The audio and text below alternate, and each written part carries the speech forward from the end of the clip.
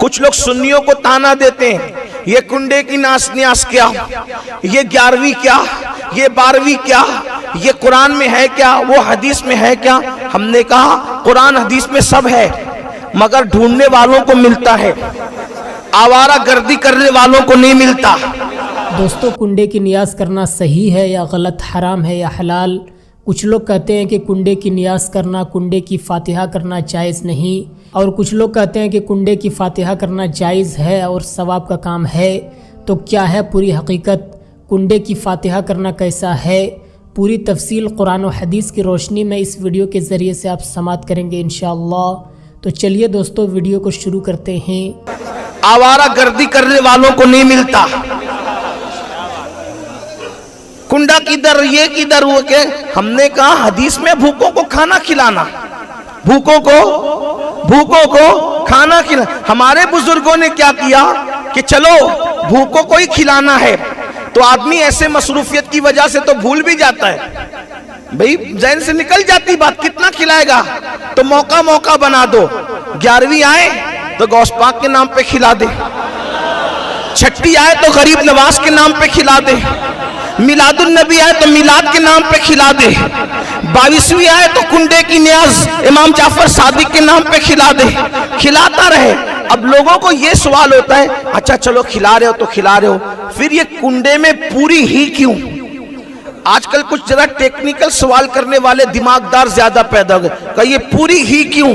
حالانکہ یہ حلوہ پوری میرا عنوان نہیں، میں یہ سب عنوانات کو وہ لینے کو بہت زیادہ یعنی کہ دوسرے عنوانات کو ترجیح دینا چاہتا ہوں، کیونکہ حلوہ پوری کا عنوان ابھی اتنا وہ زیادہ اہم نہیں ہے جتنا مسجدوں کو آباد کرنے کا، جتنا بچیوں کو اور بچوں کو ارتداد سے بچانے کا، کیونکہ ابھی اس سے بڑے ایشو آ گئے ہمارے سامنے، لیکن ہم لوگ اب اس پر توجہ نہیں دے رہے ہیں، تو لوگ زیادہ اس میں وہ کود پھان مچا رہے ہیں، وہ سوچتے ہیں کہ ان کے پاس تو دلیل ہی ختم ہو گئی۔ ذلیلو، ہم نے تو، ہمارے بڑوں نے تو جواب دے کر کے تو کب سے تمہارے بڑوں کو لاجواب کیا، اب تم اسی کو بار بار دہراتے ہو، بار بار، لیکن پھر سنو، وہ کہتے ہیں وہ تو شکر میں بھی ہو سکتی ہے، پانی میں بھی ہو سکتی ہے، میں نے کہا چندی چور سب پر ہو سکتی ہے، لیکن بات اتنی ہے کہ یہ پوری ہی کیوں ضروری ہے؟ راشد بھائی، یہ سوال بار بار دہرایا جا رہا ہے، کیوں ضروری ہے؟ میں آپ سے کہنا چاہتا ہوں، یہ ہمارے بڑے بزرگوں کی دور اندیشی ہے۔ وہ چاہتے ہیں کہ بہت سارے غریب ایسے ہیں، سال بھر ان کو پوری دیکھنا بھی نصیب نہیں ہوتی۔ تمہیں کیا پتا بلڈنگوں میں، محلوں میں رہنے والوں، تمہیں کیا پتا تم کچھ بھی کھاتے ہو؟ اگر تم نے غربت دیکھی ہوتی اور فاقہ کشی کی ہوتی تو تمہیں غریب کی بھوک کا احساس ہوتا۔ ہمارے بڑوں کو اس کا اندازہ تھا، جنہوں نے پیٹ میں پتھر باندھے تھے، بھوکے رہے تھے، جنہوں نے پہاڑوں میں ریاضت اور مجاہدے کیے تھے، کہ پوری اس لیے بنے گی کہ بہت سے غریب ایسے سال بھر ان کو پوری دیکھنا نصیب نہیں ہوتی، تو 22ویں میں پوری ہی فکس کر دو کہ 22ویں میں امام جعفر صادق کا نام ہو جائے گا اور غریب کا کام ہو جائے گا۔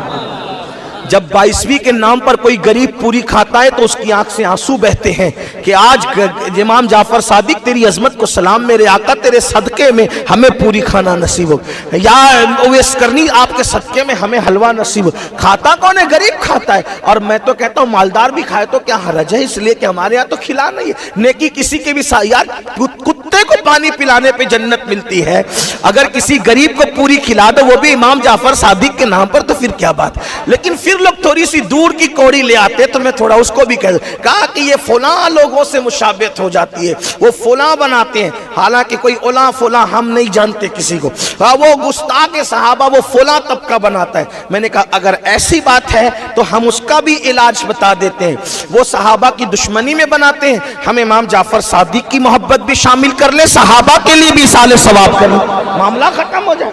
نہیں، وہ مشابہت ہے، اور جس سے مشابہت ہے وہ اسی کے ساتھ ہوگا۔ ہم نے کہا یہ ہمیں بھی پتا ہے، داڑھی منڈا کے پھرتا ہے، یہودیوں کی مشابہت تجھے نظر نہیں آتی، پھٹی ہوئی پینٹ پہنتا ہے، کافروں کی مشابہت اس وقت تجھے نظر نہیں آتی، تیرے پورے گھر میں انگریزوں کی تہذیب ہے اس وقت تجھے مشابہت نظر نہیں آتی، امام جعفر صادق کی نیاز کے وقت ہی مشابہت نظر آتی ہے۔ ذرا غور تو کرو، کیسی باتیں کرتے ہو، ایسی بات نہ کیا کرو۔ آپ کو بتاؤں، اب آپ کہیں گے قرآن سے آپ نے بات کر دی، قرآن سے کہاں ثابت ہے؟ میں نے کہا سنو، قرآن سمندر میں سب ہے، समंदर में सब है, लेकिन जो साहिल पर आवारगी कर रहा उसको क्या अंदर दिखेगा? वो तो गव्वास जानेगा ना कि मोती है कहां। ये बात है। तो कुरान में कहा ये खिलाना पिलाना का, जब देखो जब खाने पीने की बात करते, मैंने कहा सुनो, कुरान कहता है, अल्लाह पाक इरशाद फरमाता है, उसका बैकग्राउंड ये पहले आयत का सुनो। जब अल्लाह जन्नतियों को जन्नत में दाखिल करेगा, जहन्नमियों को जहन्नम में दाखिल करेगा, तो एक मकाम और एक मौका ऐसा आएगा, अल्लाह जन्नती और जहन्नमियों में बात कराएगा, दोनों की आपस में बात कराएगा। तो जन्नती जहन्नमियों को जहन्नम में देखकर पूछेंगे, मा सलककुम फी सकर, तुम जहन्नम में कैसे आए? ये कुरान है। तुम जहन्नम में, मा सलककुम फी सकर, तुम जहन्नम में कैसे आए?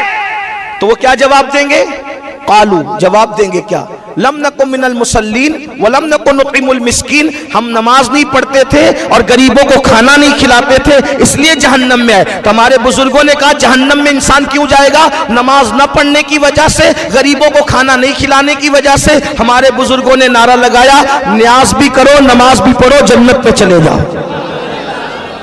ये न्याज क्या है? गरीबों को खाना खिलाना, लोगों को खाना खिलाना। कुरान कह रहा है, अब मिस्कीन को खाना खिलाना ये कुरान ने कह दिया। अल्लाह के रसूल फरमाते हैं, नुतइमुत ताम अफशुस सलाम, सलाम को आम करो, खाना खिलाओ। ये सबसे खैरुल इस्लाम है, खैरुल इस्लाम, सबसे बेहतरीन इस्लाम ये है। नुतइमुत ताम, खाना खिलाओ। वहां तो अमीर गरीब की किसी में फर्क नहीं किया गया, जिसको पाओ उसको खाना खिलाओ। रसूलुल्लाह ने हदीस में कहा खाना खिलाओ, अल्लाह ने कुरान में क्या कहा कि हम खाना, जो जहन्नमी कहेंगे हम खाना नहीं खिलाते थे गरीबों को, इसलिए जहन्नम में आ गए। इसलिए हमने ठान लिया कि खिलाते रहेंगे। बहाना 11वीं का होगा, खिलाना लोगों को होगा, बहाना छठी का होगा। और भाई नाम बदलने से हकीकत नहीं बदलती, हकीकत वही रहती है। अंदाज बदलते हैं तो नाम बदलता है। जैसे मिसाल के तौर पर जो आसमान से बरसता है उसको क्या कहते हैं?